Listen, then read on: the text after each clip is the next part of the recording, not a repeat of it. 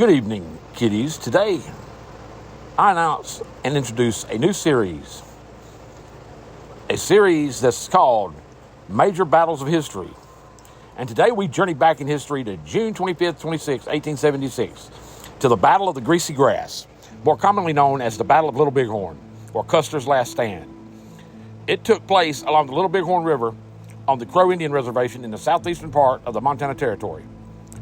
The biggest and most important battle of the Great Sioux War, it was the Lakota Sioux, the Northern Cheyenne, and Arapaho Indians versus the U.S. Army 7th Cavalry Regiment, led by Lieutenant Colonel George Armstrong Custer.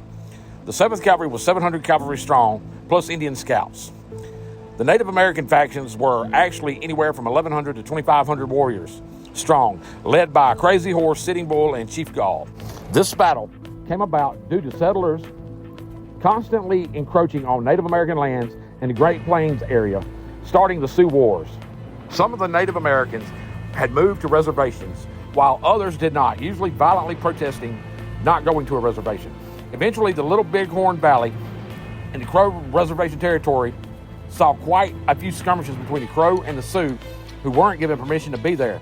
So the Crows supported the U.S. Army's intervention in expelling the Sioux from their lands. The Little Bighorn River Valley is a complex landscape with divided upland hills, rugged bluffs, and great grassy plains with hardly no cover. This area was also known as the Valley of the Chieftains. The Lakota and the Cheyenne held a Sundance at the end of spring in 1876, where Sitting Bull, the Hunkpapa Lakota's spiritual leader, had a vision of soldiers falling into his camp like grasshoppers from the sky. It was at this very same time that the U.S. Army used a three-pronged approach in an effort to drive the Lakota and Cheyenne back to their reservation. This three-pronged approach included Colonel John Gibbons leading 6 companies of the 7th Infantry, A, B, E, H, I, and K companies, and 4 companies of the 2nd Cavalry, F, G, H, and L, on a march east from Fort Ellis in western Montana to patrol the Yellowstone River on March 30th. Brigadier General George Crooks had 10 3rd Cavalry companies, 5 2nd Cavalry companies, and 2 4th Infantry companies, with 3 9th Infantry companies that would leave Fort Fellerman in the Wyoming Territory, marching to the Powder River on May 29th. And leaving Fort Abraham, heading west on May 17th, was Brigadier General Alfred Terry's columns, which included 12 7th Cavalry companies under George Armstrong Custer's immediate command, companies C and G from the 17th Infantry, and the 20th Infantry Gatling Gun Division. The 7th Cavalry was a cavalry division formed after the Civil War, consisting of many war veterans, with many also having vast experience at Indian fighting, having participated in a few major skirmishes between the Indians and the 7th Cavalry. Around 20% of the 7th Cavalry, though, were fresh recruits who had very little training and no past battle experience. But the evidence had shown that many of the 7th Cavalry were malnourished and in poor physical condition, even though they were the best supplied cavalry unit in the Army. Due to the Army's seniority system, many officer roles were also unfulfilled in the 7th Cavalry. 3 of the 12 captains were not with the 7th, as well as 3 second lieutenant spots were just totally vacant. June 17th, 1876, 30 miles southeast of the Little Bighorn battlefield, Crook and his columns were surprised at the large number of Native American warriors they faced, so they disengaged and fell back, waiting on reinforcements. Right after that, Gibbons and Terry linked up at the mouth of the Rosebud, unaware of Crook's Battle of the Rosebud. They devised a plan which had Custer's regiment to proceed south along the Rosebud, while Terry and Gibbons' combined forces would head westerly toward the Bighorn and Little Bighorn rivers, an area where they all planned to link back up on June 26th, in order to surround, overwhelm, and crush the Lakota, Cheyenne, and Arapaho Indians. June 22nd, Custer was given orders to start a recon in force along the Rosebud, and Custer was told to depart from orders if having sufficient reason to.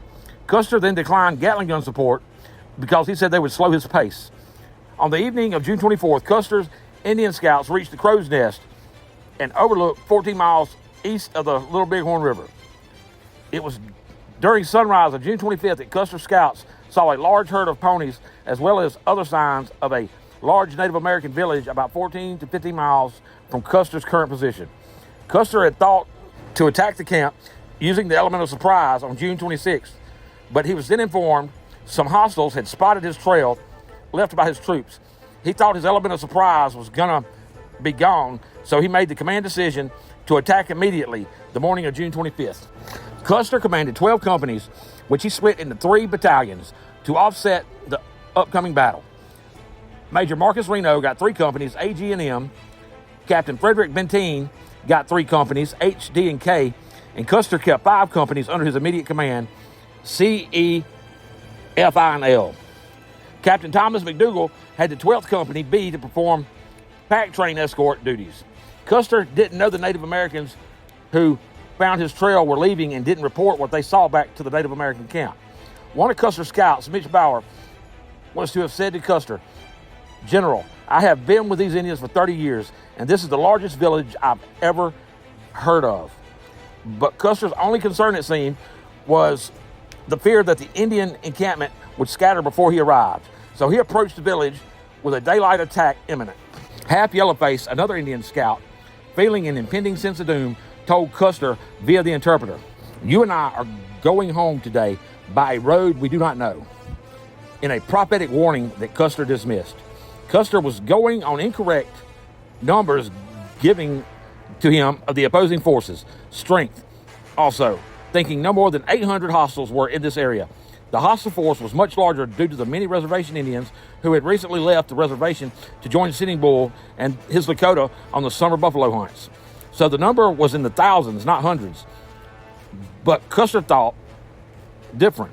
Though Custer had always been criticized for not taking reinforcements and dividing his forces into 3 columns, but Custer had more thought on stopping the hostiles from fleeing rather than they engaging him in a head-to-head battle.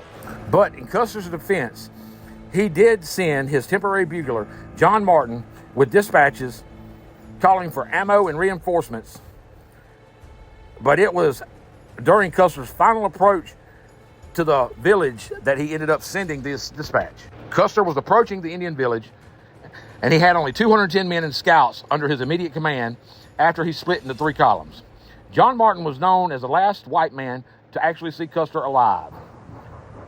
Custer's assumption was the warriors were sleeping at the battle's outset, since he only saw ponies from the crow's nest, and from 2.5 miles away, he witnessed only women and children who were herding the ponies out to graze in the plains. Even though Custer's Crow Scouts told him it was the largest Native American village they had ever seen, Custer ended up relieving the scouts from his command when they changed into their Native American dress for battle. Custer's assumption still was that the enormous village had very few warriors, and Custer also assumed Captain Benteen would be there to reinforce him. This shows assumption is the mother of all fuck-ups, and Custer found this out the hard way. In those times, rifle volleys were a sign calling for reinforcements of supporting units, and in an 1879 investigation, troops under Benteen and Reno said they heard rifle volleys all the way up to 4:30 p.m. during the battle. Custer's original plan was to scout the village one day and then attack the next morning, but he abandoned this plan of action when he thought his element of surprise was gone, fearing the village would disband and scatter, causing Custer to have to make chase. So he changed his plans and decided an immediate attack, leaving his element of surprise to still be on his side. Custer wanted to capture the women, children, and elderly to use as hostages to convince the Lakota, Cheyenne, and Arapaho warriors to surrender and follow federal orders to relocate to their designated reservations. This strategy was written by Custer in his book, My Life on the Plains, which was published 2 years before the Battle of Little Bighorn. It said, and I quote, "Indians contemplate a battle, either offensive or defensive, are always anxious to have their women and children removed from all danger. For this reason, I decided to locate our military camp as close as convenient to Chief Black Kettle's Cheyenne village, knowing that the close proximity of their women and children and their necessary exposure in case of a conflict would operate as a powerful argument in favor of peace when the question of peace or war come to be discussed." That's why Custer tried to descend upon the village from the east. Custer seemed to hinge his whole plan on capturing women and children trying to escape north to the bluffs. And the ponies were going to be scattered upon his attack, rendering them useless and ineffective, and the Native American women and children being in such imminent danger would dissuade the warriors from committing to an attack on Custer's forces, surrendering to Custer in an effort to save the women and children. Custer had attempted to cross the Little Bighorn further north than originally thought at an area called 4D. Doing this, trying to gain access to the women and children of the Native American village. Custer only had a wing of his battalion, companies E and I, posing an immediate threat to the Indian women and children who were gathering at the northern end of the massive encampment. Custer kept committing to these women and children, and even as many hundreds of warriors were amassing on the bluffs around Custer's wings. Custer made it within striking distance of the women and children before he decided to fall back to what would be known as Custer Ridge, abandoning his original plan. Now, to backtrack a little, there was a landmark of vital importance to history, a place that was known as Lone Teepee, the place where the Indians had camped during the Battle of the Rosebud. The single teepee that was left housed the body of Sans Arc warrior Old She-Bear, who had suffered major wounds at the Battle of the Rosebud and ended up dying, being left there with his possessions as per custom. This landmark was important for quite a few reasons. It was where Custer gave Reno his final orders to attack the village. It was also where the Indians were seen following Custer, causing Custer to assume his element of surprise was gone. It's also a relevant spot to the Indians' encampment's movement, as well as an important landmark to follow a supposed trail to find a hoard of treasure supposedly confiscated by the Lakota and hidden, lost for many years. Following orders given to him by Custer, Reno crosses the Little Bighorn at the mouth of what we know today as Reno Creek at 3 o'clock p.m. on June 25th. That's when Reno found out the Lakota and Cheyenne warriors were present and ready to give battle, not flee. Reno advanced quickly, using the trees on the southern bank of the Little Bighorn to mask his movement from the Native American warriors. Reno kept charging, having no real clue as to the encampment's actual size because most of it was hidden by the same trees he was using. And the village's true size, Reno halted a few hundred yards short of the camp, ordering his troops to dismount and form a skirmish line, typical Army doctrine of the time. Every fourth man held the horses for the men on the firing position, who were 5 to 10 yards apart, while the officers were to their rear with the horses behind the officers. One major drawback to this was Reno had reduced his actual attack force by 25%. Reno's men kept up the attack as the Native American warriors mounted a counterattack. The skirmish line at Reno's right was protected by trees and the river bend, and the warriors were not able to attack, so they attacked the exposed left and center of Reno's skirmish line. It was then that more warriors were gathering to the left of Reno's line, shielded by a hill. Eventually, 500 or more warriors attacked, turning Reno's left flank, forcing Reno and his men to retreat into the safety of the trees, being pinned there as the warriors tried to smoke them out by setting fires to the brush around Reno's position to drive them out. After Reno had been covered in brain matter and blood from one of his scouts, he had lost all cohesion of his line and men and said, "All those who wish to make their escape, follow me." And Reno led a disorganized retreat, resulting in many deaths for a mile long along the river. He abandoned his wounded and didn't even use a rear guard to protect his retreat, so the Indian warriors were able to pick off the men repeatedly. Reno's retreat became an utter rout, especially as Reno's men crossed the river. They had to traverse an 8-foot bluff, and this is where the Cheyenne engaged in close quarters combat, killing 3 officers and 29 men in the ensuing melee. Reno's retreating men ended up meeting Benteen's column at what is now known as Reno Hill. Benteen was marching towards the village upon receiving Custer's dispatches stating, "Benteen, come on, big village, be quick, bring packs, P.S., bring packs." Captain Benteen, though, did not really understand the dispatches at all. And though both Benteen and Reno halted, Reno refusing to move until his men were able to resupply by the same packs that Custer was waiting on. Later reinforced by McDougal's Company B and the pack train, 14 officers and 340 troops dug in on the bluffs, forming an all-around defense with rifle pits and all. And even though Captain Benteen had orders to reinforce Custer, and he also undoubtedly heard rifle volleys around 4:20 p.m. calling for support, as well as hearing the battle between Custer and the Native Americans, he decided to stay and reinforce Reno's men rather than continue to Custer's position as he was ordered. This action prompted many to accuse Benteen of disobeying orders in a battle which cost the lives of Custer and his men.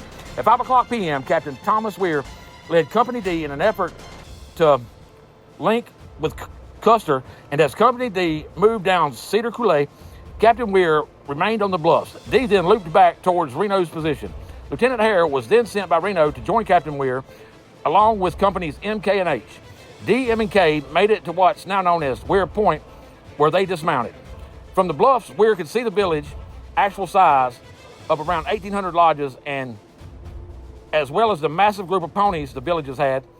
And at 3:25 p.m., he spotted Indian warriors shooting at items on the ground. It was probably Custer's men who were down on the last stand hill.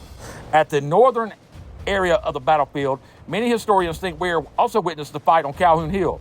Keogh's battalion was facing utter destruction, especially when L, I, and C companies began to collapse under the combined assaults of Gray Horse, White Bull, Hump, and Gall. Though some Native American accounts contradict some of these accounts, especially the times given. Many companies finally left the Reno Hill area following Captain Weir and assigned battalions between Benteen first, then M Company, Reno's command, then the pack train, and wounded. Benteen and Company A met Reno's command at Weir's Hill, deploying along the bluff's edges. Benteen seen it as a bad position and warned Reno of it. It was then that Captain Weir returned to the same area. The three companies who remained at Weir's Hill was D, M, and K, and they were very soon attacked by Native American warriors, many of these having been part of the crew that had attacked Custer. The three companies were ordered by Reno to retreat, and all 7 companies had finally fell back to Reno Hill. All this before the pack train could even move a quarter mile. Lieutenant Edward Godfrey and Lieutenant Hare took K Company and set up a skirmish line blocking the path that Reno had retreated up earlier. It was south of Weir Hill. They hoped to halt the Indians' advance, who was taking the opposing hills in the area. They held on for 3 hours or so, being pinned down on the bluffs, finally able to dig trenches when nightfall eventually came and the Native Americans were performing their war dance. The details of Custer's final engagement are purely conjectural, since no one survived from Custer's actual battalion. Some surviving Indian scouts and Indians who faced Custer had accounts, but many contradicted each other and were unclear as to the actual facts. We do know Custer and his 210 men battalion were attacked by Lakota and Cheyenne around 3.5 miles north of Reno and Benteen's defensive positions. There is evidence of a skirmish line at Calhoun Hill and breastworks made of dead horses that were found on Custer Hill. By the time the army was able to go in to retrieve the dead bodies, most of the soldiers had been stripped of clothing, mutilated, and the bodies were already decomposing, making identification impossible for many of the dead. They were buried where they were found after a hasty attempt to identify the bodies were undertaken. Custer was found with 2 gunshot wounds, one in his left chest and the other in his left temple, but he only bled from his chest, making many to believe he had died from that wound and he suffered a head wound post-mortem. Some Lakota histories state Custer committed suicide after sustaining the chest wound, but a shot to the left temple is inconsistent since he was very well known to be right-handed, but it could have been an assisted suicide. Many Lakota accounts state many soldiers committed suicide to avoid the torture at the battle's end. Custer was found almost atop Custer Hill, also known as Last Stand Hill.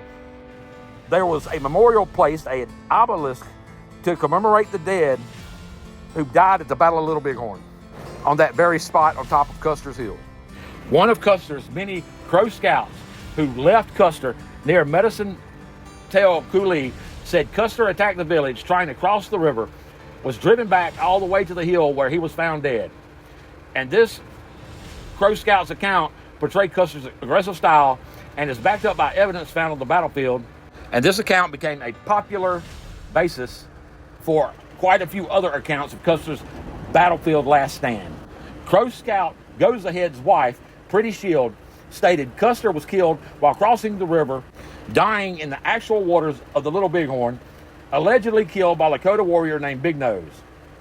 But Chief Gall's version, as told to Lieutenant Godfrey, said Custer never attempted to ford the river. and Custer's closest position to the river was his position on the ridge near where he was found dead. Other Native American accounts corroborated this story, the most notable being the wife of Spotted Horn Bull. And since Godfrey found no dead at or near the river, Godfrey believed Chief Gall's statement to be true. The Cheyenne, though, have oral history stories stating that Buffalo Calf Road Woman was responsible for striking the blow, knocking Custer from his horse before his death. Custer's actual route to his last stand is also still subject for debate. One possible route was he went down Reno Creek, then turned north before reaching the Little Bighorn, following the bluffs there. Reaching near the same spot where Reno would retreat to, Custer went a little further, reaching high ground near Weir's Hill, then descended down Cedar Coulee all the way until Medicine Tail Coulee. Then he went west to the river in an attempt to enter the Native American village, with some accounts stating sharpshooters were preventing Custer's crossing into the village. Some accounts state Indians wounded Custer and he had to be helped back on his horse, but being both of his wounds would have been damn near instantly fatal, it's very unlikely Custer was helped back onto his horse after suffering either injury. Now, there were other accounts that stated Custer attempted to ford at Medicine Tail Coulee, and this could be backed up as to the reason he ordered Reno to attack where he did. This would have given Custer a hammer and anvil attack. He may have believed that he was at the camp's northern end, but was actually at the camp center. Though the critical placement of the village's north end is still also subject to debate, never having a decisive answer as to its location. Now, Edward Curtis in 1908, after many interviews and detailed studies of the battle, concluded Custer had ridden down Medicine Tail Coulee to the river, planning to ford it, but was opposed by a large mass of Indian warriors who had discovered Custer was there. Then the warriors were joined by a large contingent of Cheyenne warriors, thus beginning the attack on Custer and his battalion, forcing Custer to retreat to Last Stand Hill, where he famously fell to the Lakota Cheyenne. Curtis stated, Custer made no attack. The whole movement that Custer performed was in a retreat form. But in the 1920s, newer archaeological evidence found many 4570 cases along the Nye Cartwright Ridge between the South Medicine Tail Coulee and the next drainage, which was North Medicine Tail or Deep Coulee. This evidence supports the belief that at least one company made a feint attack at Nye Cartwright Ridge, straight down to where Medicine Tail Coulee and Calhoun Coulee basically meet. It was said this was performed intending to release pressure from Reno's companies. Cheyenne accounts do corroborate this by stating they saw the approach of white horses, the horses of Company E, known as the Gray Horse Company. This company would have had a company behind them giving cover fire, and this would explain all the 4570 shells on Nye Cartwright Ridge. This was discussed 50 years after the battle. The hill Custer's last stand was on was not large enough for the whole battalion to cover. Southeastern fire would have made it not defendable all around, and Last Stand Hill impossible to defend, but Lakota accounts do state far more casualties during their attack on Last Stand Hill than anywhere else in the battle. The Cheyenne and Sioux state that cohesion on Last Stand Hill broke quickly, with Custer's force being annihilated within an hour. It was stated that Crazy Horse led an attack, a surprise charge that overwhelmed Custer's men, causing panic amongst the cavalry, with many throwing down their weapons to only be rode down by the Native American warriors who were not taking prisoners. Many Native American accounts, though, called this part of the fight Buffalo Run. Benteen stated that Custer was routed, never giving any kind of organized fight, never having any cohesion. But many Native American warriors who had no reason to lie, especially lying about the person they were facing, disproved the account of Benteen. Holla Hornbear believed the cavalry were in good order at the outset of the battle, even being organized as they moved from one area to another. Red Horse, a Sioux warrior, stated, at Last Stand Hill, the soldiers made a desperate fight. Moving Robe, a Sioux warrior, commented it was a hotly contested battle. And Ironhawk stated, we Indians pressed and surrounded Custer Hill, but the soldiers there were not ready to die, so we had to stand for a long time. Private William Taylor from Company M of the 7th Cavalry wrote in 1910, Reno proved incompetent and Benteen showed his indifference. I will not use the uglier words that have often been in my mind. Both failed Custer, and he had to fight it out alone. Now, recent archaeological evidence shows that some officers on Custer Hill must have restored some semblance of control, because L Company rushed off the hill towards the river to only be destroyed by the hostiles, leaving only 50 to 60 men of F Company to fight a moving fight. Many think there was no last stand. Some archaeologists state Custer's troops were not surrounded but overwhelmed by one massive charge. And this does follow many Native American accounts of Crazy Horse leading a large-scale attack that panicked the troops.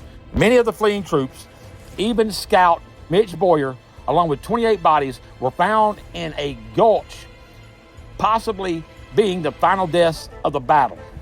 After Custer's last stand, the Lakota and Cheyenne regrouped and started attacking Reno and Benteen's positions, when eventually General Terry was approaching from the north, and on the 27th of June, the hostiles retreated in the opposite direction. White Man Runs Him, a Crow scout, was the first to inform General Terry of Custer's subsequent death. When the Crow received the news from the battlefield, they went into pure grief. Pretty Shield stated they were crying for Son of the Morning Star and his blue soldiers. The Crow were still under a real threat from the Lakota, but eventually the Army ended up winning the Sioux War. And Plenty Coops, the Crow chief, stated his tribe could finally sleep without fear of Lakota attacking. The war basically ended when Crazy Horse surrendered at Fort Robinson in Nebraska, as well as Sitting Bull at the same time escaping to Canada. The final actual end of the Great Sioux War was on May 7th, 1877, when General Nelson A. Miles defeated the last band of Miniconjou Sioux. The Native American casualties were identified as 31 warriors. There were 6 Native American women who were killed and 4 Native American children that were killed. The 7th Cavalry was basically decimated, suffering 52% casualties. 16 officers and 242 men died. 1 officer and 51 men were wounded. Every man that was under Custer's immediate command in the 5 companies that followed him died, except for the scouts and the men who left Custer's command before the battle's outset. Along with Custer dying, unfortunately, so did his 2 brothers, Boston and Thomas, his brother-in-law, James Calhoun, and his nephew, Henry Reed. 24 Medals of Honor were given to men who participated in this battle. The only verified and documented survivor of Custer's immediate command was Captain Keogh's horse, Comanche, who was found by General Terry's troops wandering the battlefield. Comanche to this day resides in a glass case stuffed at the University of Kansas. And so goes the death of the Son of the Morning Star, George Armstrong Custer, at the Battle of Little Bighorn, the Battle of Greasy Grass.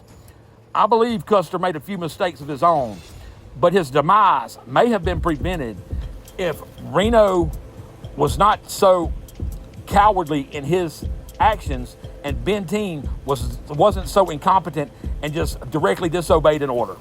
Custer ultimately made the decision to press an attack, but when it failed and he needed cover to retreat, Benteen's troops were not there as commanded.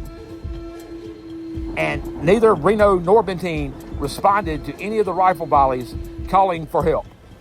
I'm Big Duke 6 here at CoolKegs Studios, and this is my greatest battles of history. Please subscribe, hit the noti bell, hell, hit the like button, even comment. I'd much appreciate it. And remember, my friends, Civis Pacem Parabellum. If you want peace, prepare for war.